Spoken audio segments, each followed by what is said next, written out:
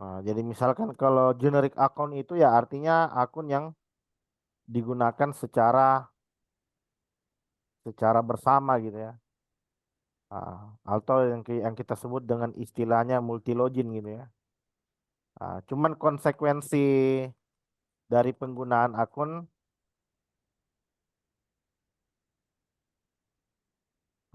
generic akun adalah terjadinya apa? Denial ya, non repudiation ya. Terjadinya Penyangkalan, Pak. repudiation atau yang kita sebut dengan penyangkalan gitu ya. Kenapa? Karena pertama satu akun itu anonymous dan karena digunakan oleh banyak pengguna tentunya.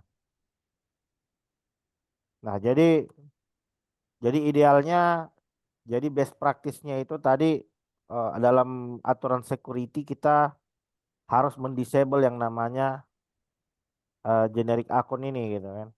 Atau shared akun itu harus di disable lah. Kemudian di dalam pembuatan dan pengelolaan akun akun pengguna itu, akun user atau pengguna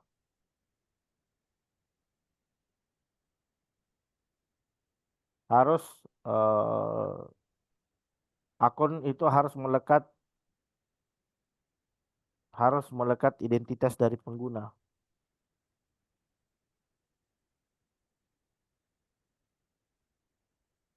Jadi kalau dia denial lo nggak bisa.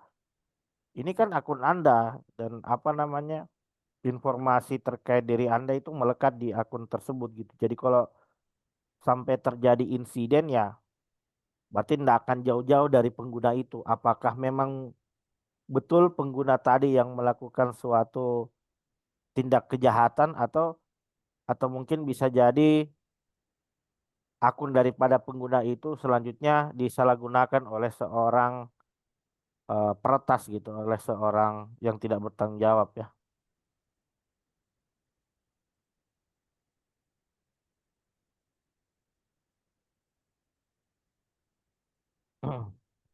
Nah, kemudian IAM itu IAM Identity and Account Management ini adalah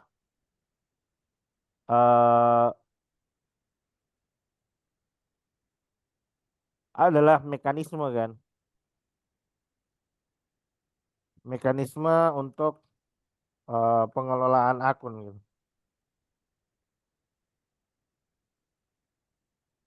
Jadi ada aturan,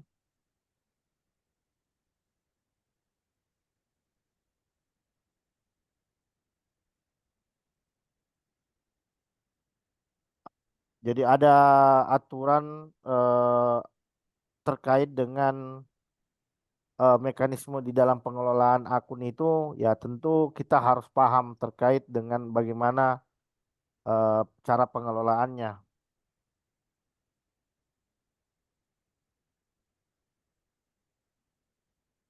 Ya, sebentar ya.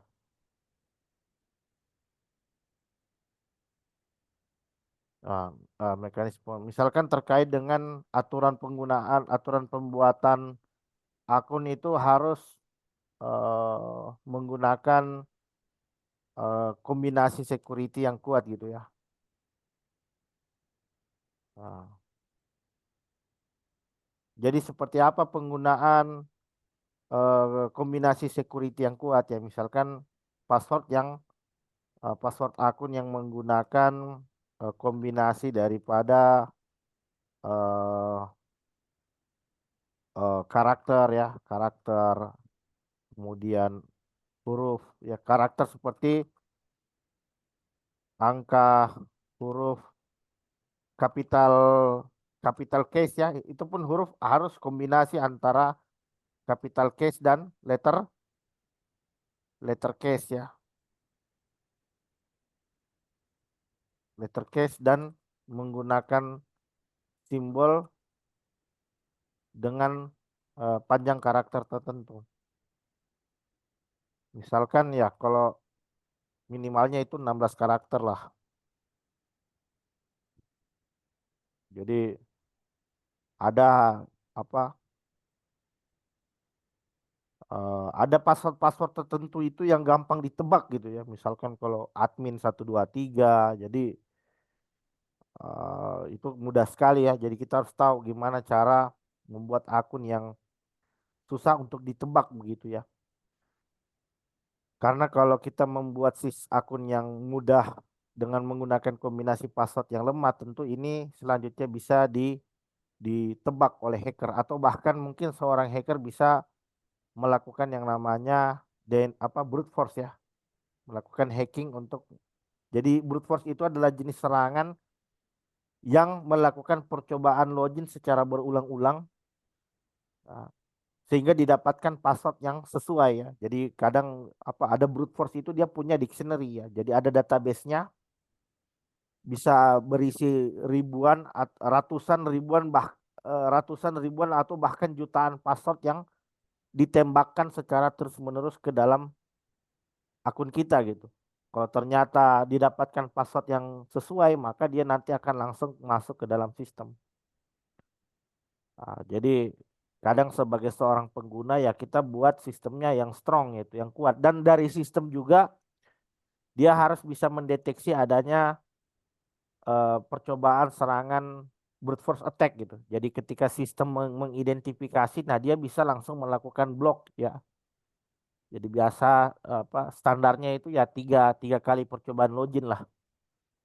Jadi 3 kali percobaan login yang salah, biasa kadang kita logout akunnya gitu. Dikunci dulu akunnya misalkan untuk durasi waktu 1 jam atau 15 menit baru bisa login lagi. Karena takutnya itu adalah jenis serangan brute force attack gitu kan.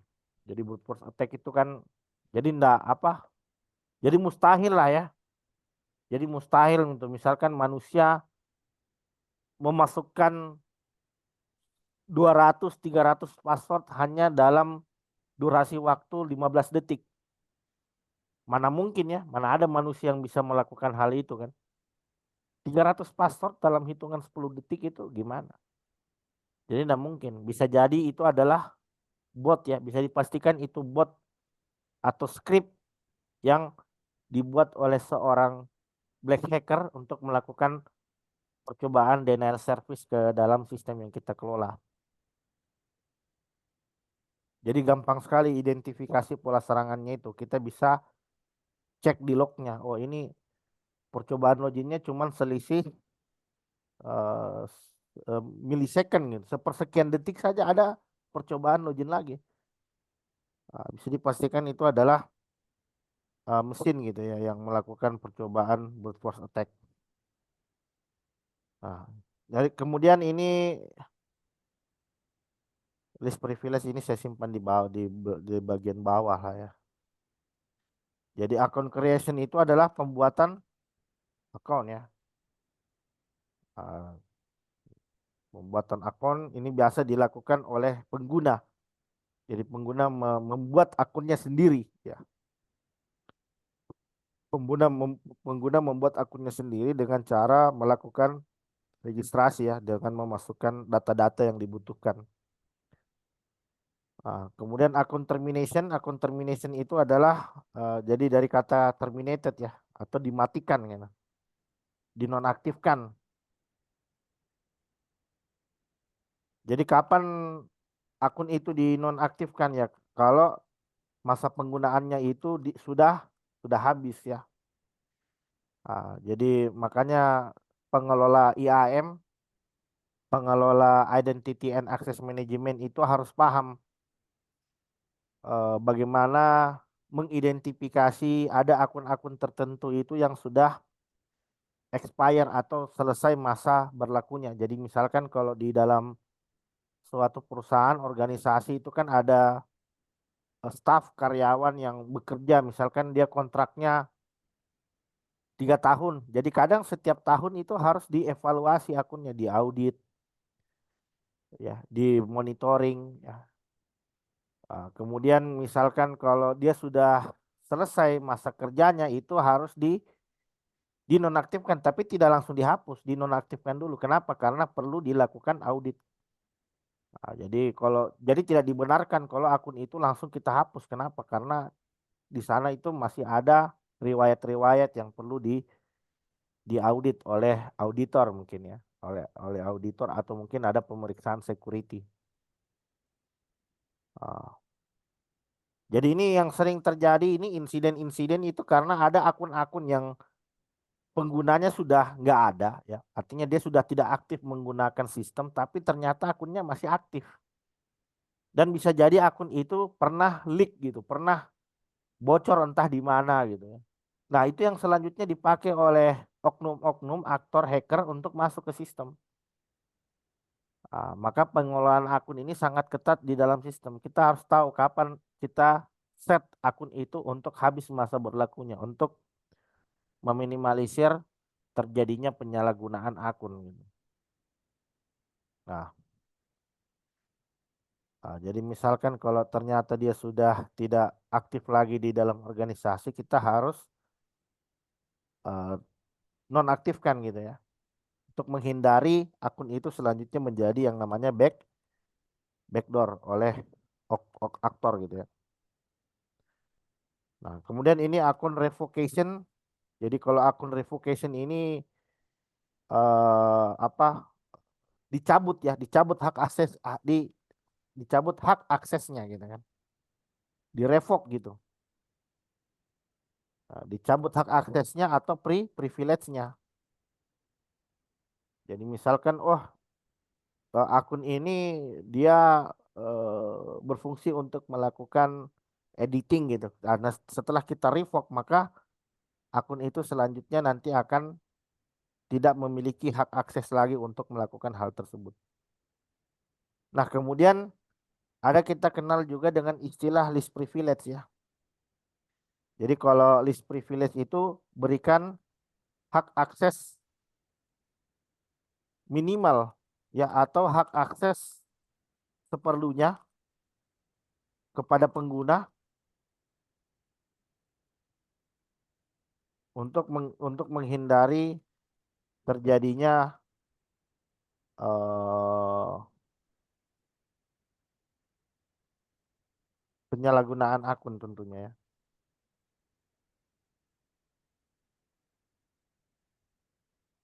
Nah, jadi jadi kalau dulu saya pernah dapatkan ada akun user yang ternyata diberi hak akses yang overkill gitu. User tapi hak aksesnya sudah setara root. Nah, jadi itu salah, fatal sekali. Kenapa? Karena tidak boleh ada yang level aksesnya itu setara dengan root. Jadi root harus posisinya lebih tinggi di dalam sistem. Jadi kalau ada yang seperti itu, si hacker nggak perlu repot-repot akun hack untuk menghack akun rootnya. Dia cukup retas saja akun pengguna, akun usernya. Ternyata akun user itu sudah setara dengan root. Jadi makanya kadang kita harus terapkan list privilege ini supaya apa? Supaya kita bisa terapkan hak akses seminimal mungkin. Makanya kita identifikasi user itu levelnya di dalam sistem itu sampai sejauh mana. Gitu. Jadi kalau kerjanya cuma melakukan view ya cuma kasih hak akses view doang, jangan sampai bisa melakukan edit. Ah, karena kalau seperti itu tentu saja memungkinkan terjadinya tadi penyalahgunaan akun gitu. Atau bisa jadi akunnya di take over oleh hacker dan hacker selanjutnya menggunakan akun itu untuk sesuatu yang fatal di dalam sistem. Gitu. Jadi kita harus tahu itu apa tupoksinya. Jadi sebelum membuat akun kita harus tahu SOP tugas dari si user tadi, sehingga dengan begitu kita bisa mendelegasikan hak akses yang sesuai dengan tugasnya dia, sesuai dengan posisinya dia gitu. Jangan jangan sampai berlebihan. Seperti itu ya. Mau nanya, Pak. Ya, silakan. Ini tadi kan ada IIM, terus kayak akun create, terminate itu tuh ah istilah-istilah itu mengacunya ke mana ya, Pak ya? Apakah ke Active Directory ataukah ke implementasi yang lain? Bisa di Active Directory bisa, di Active Directory bisa. Jadi IAM itu ya suatu platform untuk melakukan pengelolaan akun. Bisa Active Directory, bisa Kerberos, bisa apa lagi? Atau bahkan ada juga yang ada pengelolaan akun yang berbasis pada layanan cloud. Seperti itu ya. Jadi di sana kan ada fitur-fiturnya. Tapi biasa sebagai seorang pengelola sistem itu dia tinggal set otomatis gitu kan. Jadi di set secara otomatis sehingga proses pengelolaan akun itu bisa dilakukan lebih mudah. Jadi misalkan kalau kita bikin rule, kita buat aturan agar setiap pengguna harus memperbarui passwordnya setiap 2 bulan misalkan. Jadi setelah 2 bulan pengguna user-user yang ada di sistem nanti akan langsung menerima notifikasi email untuk melakukan pembaruan password. Jadi security itu kan harus seperti itu ya. Kita harus ganti-ganti. Takutnya kita pakai password sama selama 1 tahun, ternyata selama durasi waktu 1 tahun ini kita nggak tahu data kita apa kredensial kita pernah bocor di mana gitu ya. Seperti itu ya. Bisa dipahami Mas ya? Ya, ya. Berarti mau diimplementasiin di mana-mana itu bisa ya, Kak ya? Bisa, ya. IAM Jadi itu sekedar konsep. IAM konsep. konsep. Terkait implementasinya ya bisa di mana-mana. Bisa di Active Directory, bisa di perangkat network, bisa di server. Yang jelas kita harus mengimplementasi IAM itu untuk menghindari adanya tadi penyalahgunaan hak akses daripada sumber daya yang kita miliki. Nah, jadi ada yang kita kenal dengan istilah authentication ya. Nah, jadi kalau di dalam security itu ada yang kita kenal dengan AAA ya, triple A ya. Ya, Jadi triple A itu artinya eh, authentication. authentication, authorization, dan accounting ya, dan accounting ya. Jadi kita harus bisa menerapkan mekanisme triple A di dalam pengelolaan akses daripada setiap sumber daya yang kita miliki ya. Jadi ini contohnya. Jadi ada yang kita kenal dengan istilah authentication design ya. Jadi bagaimana kita membangun suatu mekanisme autentikasi yang bisa menjamin dari sisi kerahasiaan, dari sisi integritas dan dari sisi ketersediaan ya. Eh, jadi kalau saat ini itu ya artinya kita bisa dengan menggunakan bantuan dari aplikasi pihak ketiga seperti yang disampaikan oleh Mas Imam tadi ya. Ada Kerberos ya, Kerberos Authentication, Active Directory, ya, dan lain sebagainya gitu ya. Dan di saat ini itu sudah jadi mekanisme autentikasi itu di saat ini harus menerapkan yang namanya multifaktor authentication ya. Jadi ya minimal 2FA lah ya. 2FA itu artinya tuh ya artinya tuh two factor authentication ya. Nah, jadi di dalam mendesain autentikasi itu ada yang kita kenal dengan istilah seperti ini. Something you know, something you are, something you have gitu. Jadi kalau jadi yang masuk ke dalam dari aturan di dalam 2FA kita bisa mengkombinasi daripada ketiga hal ini. Kalau something you know itu apa? Jadi something itu you know itu adalah sesuatu yang kita ketahui. Misalkan apa? Kita tahu kita punya password ya. Kita punya kode PIN, kita punya pattern ya, pola ya. Sedangkan kalau something you are itu adalah sesuatu yang melekat pada diri. Nah, misalkan apa? Biometrik ya. Nah, kita punya sidik jari,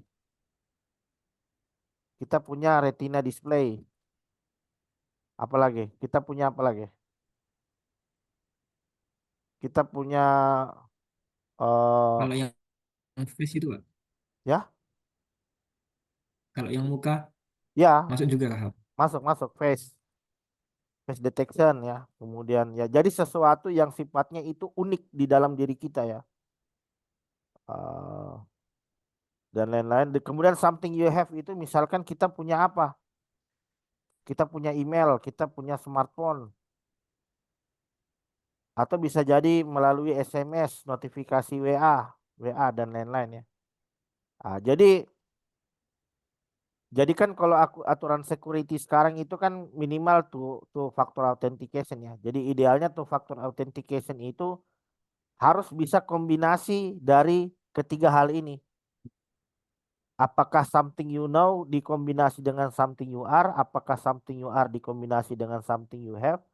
Apakah something you have dikombinasi dengan something you know? Dan lain sebagainya. Jadi misalkan kalau login pertamanya kita pakai password. Nah, konfirmasi kedua kita harus pakai yang berbeda, jangan pakai something you know lagi. Karena itu kita sudah gunakan di faktor pertama. Jadi untuk faktor kedua kita bisa pakai misalkan sidik jari atau wajah ya, atau retina display ya. Atau mungkin kita ingin misalkan setelah kita login ada notifikasi melalui email atau melalui smartphone. Gitu. Jadi desainnya harus seperti itu, harus berbeda. Jadi hindari menggunakan tuh faktor authentication tapi pakai faktor yang sama gitu. Paham nggak? Something you know, dua-duanya something you know. Ini bahaya sekali. Misalkan kita loginnya pakai username password. Terus konfirmasinya lagi menggunakan kode PIN. Bisa jadi PIN-nya itu adalah faktor yang sama. Maksudnya informasi yang melekat di dalam diri kita gitu kan. Misalkan kalau ternyata data saya sudah pernah bocor gitu kan.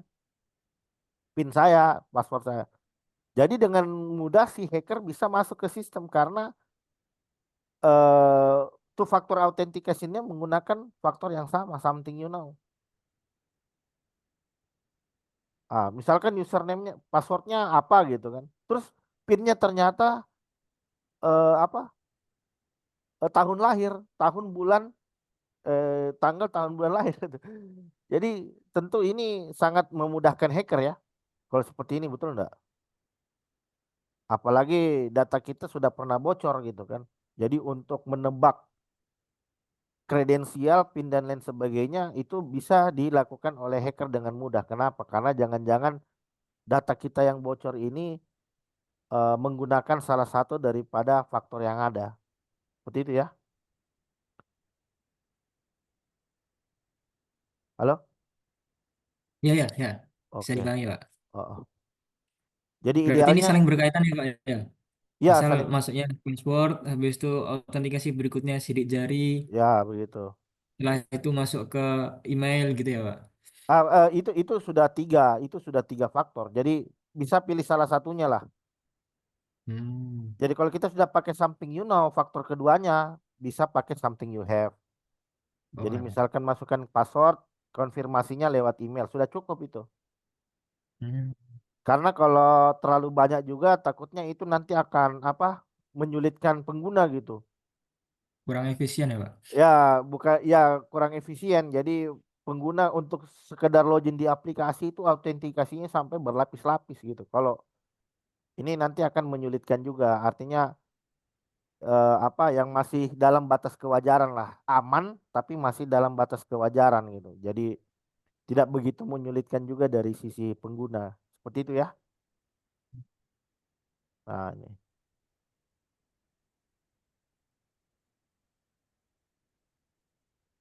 Eh, kok langsung summary sebentar. Tadi sampai di wait. authentication ya. Ah, ini. Jadi ini pertimbangan dalam apa? Dalam mendesain suatu password tentu kita harus tahu ini apa eh lengthnya ya, panjangnya. Jadi password itu semakin panjang pasti akan semakin sulit juga untuk ditebak untuk di brute force oleh seorang aktor gitu ya. Nah, kemudian selain dari karakternya, dari jumlah karakternya, tentu kompleksitas daripada karakternya juga sangat menentukan.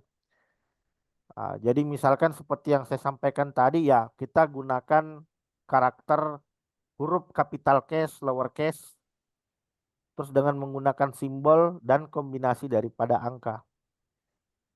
Ah, Dan kemudian yang namanya password itu tentu kita harus tentukan agingnya, ya, umurnya ya, aging. Ya.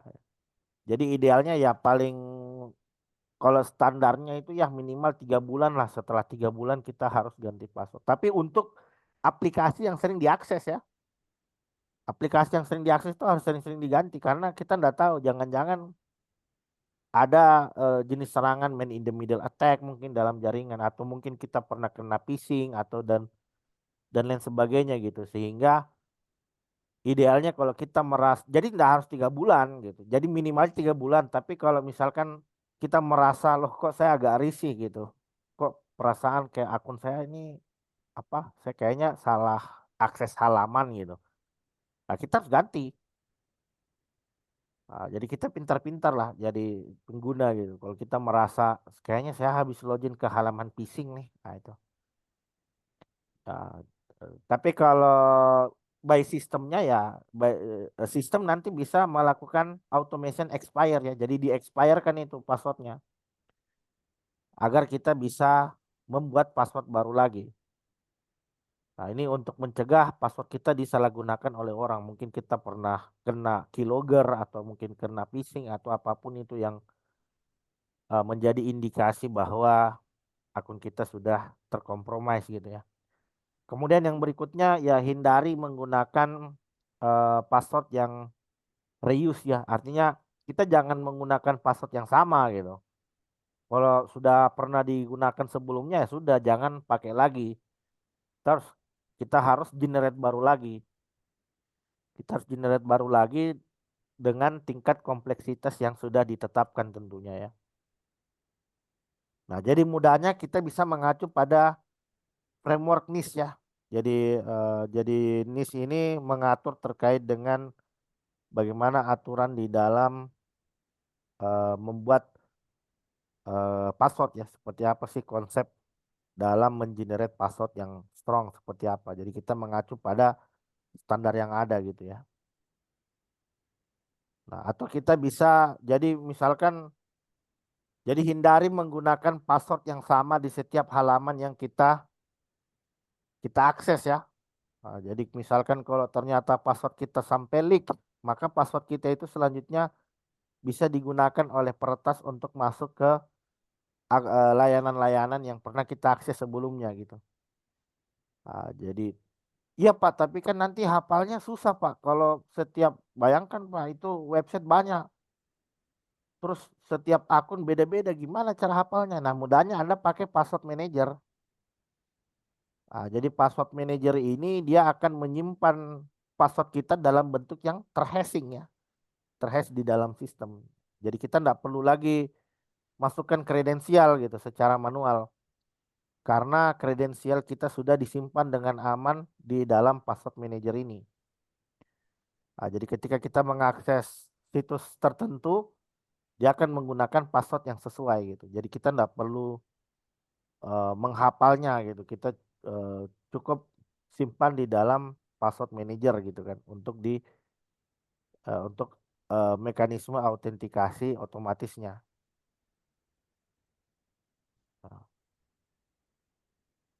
Nah, ini tadi sudah saya sampaikan ya. Jadi namanya autentikasi itu harus memenuhi daripada MFA ya. Something you have, something you are, something you know. Atau mungkin somewhere you are. Jadi ada tambahan di sini. Jadi tambahannya di sini adalah somewhere you are. Jadi somewhere you are itu adalah keberadaan. Jadi misalkan autentikasi dua faktor namun dengan mempertimbangkan lokasi. Misalkan apa? Misalkan kita login di aplikasi tapi harus melalui VPN gitu kan. Misalkan saya lagi ada di luar negeri, ketika saya coba akses ke aplikasi ditolak. Kenapa? Karena aksesnya diidentifikasi itu dari sumber yang tidak terpercaya gitu dari luar. Jadi kita bisa menerapkan autentikasi dua faktor yaitu pertama dengan menggunakan somewhere you are ya. Jadi somewhere you are itu contohnya layanan VPN atau IP location. Jadi kita connect dulu ke jaringan VPN supaya kita berada di dalam jaringan yang dipercaya oleh sistem. Terus baru kita lakukan autentikasi. Ah, jadi ada tambahan lagi ya. Eh, jadi bisa seperti itu. Bisa juga dengan mempertimbangkan daripada lokasi ya. Something you are, apa tadi istilahnya? Somewhere you are ya, somewhere you are.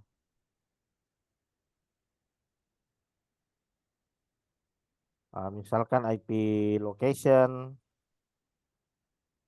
eh, bisa IP, bisa location gitu, atau mungkin kita dengan menerapkan mekanisme VPN ya, virtual private connection, geolocation, ya udah ada tuh locationnya dan lain-lain gitu ya.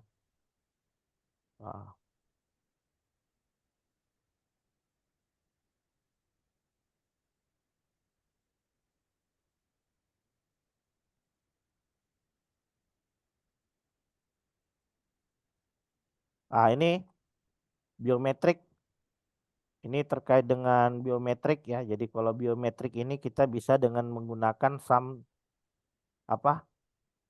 Jadi biometrik ini masuk ke dalam Something you have. something you are ya. Or something you are. Ya, something you are masuk ke dalam biometrik ya, karena sidik jari yang melekat di dalam diri ya. Jadi kita bisa memasukkan enrollment ya. Jadi ada kalau kalau yang berhubungan dengan biometrik itu kadang kita butuh sensor ya. Jadi ada sensor untuk melakukan akuisisi data pada sidik jari atau mungkin kamera ya. Jadi kalau biometrik ini memang dibutuhkan suatu perangkat yang high level juga gitu lah. Apalagi kayak sidik jari itu kan dibutuhkan suatu citra dengan resolusi yang tinggi ya. Jadi implementasinya agak mahal ini kalau something UR ini ya. Eh, Dan dia juga bisa dan sering terjadi yang namanya false positif ya. Bisa terjadi false rejection, false positif ya. Artinya sistem salah dalam melakukan klasifikasi ya. Ah, Salah dalam melakukan klasifikasi yang tadinya saya Zulkifli tapi ternyata dikenali orang lain. Nah, itu bisa bisa terjadi seperti itu. Artinya mesin salah dalam mengidentifikasi sidik jari